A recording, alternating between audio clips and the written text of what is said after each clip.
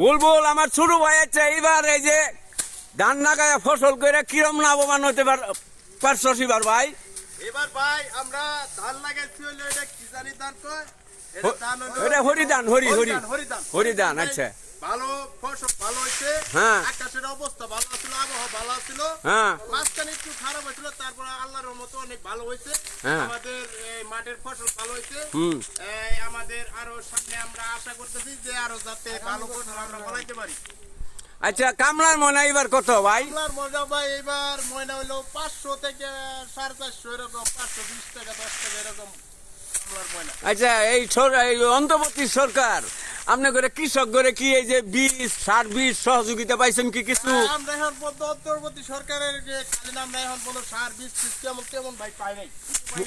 মনে রাখবেন প্রিয় দর্শক, কৃষি অধিদপ্তর অফিসারদেরকে জানাই, এই যে আমার বুলবুল ভাই আমরা ভাই কিছু পাই নাই, সার পাই নাই, বীজ পাই নাই, বীজ ধান পাই নাই। খুব অভিযোগ।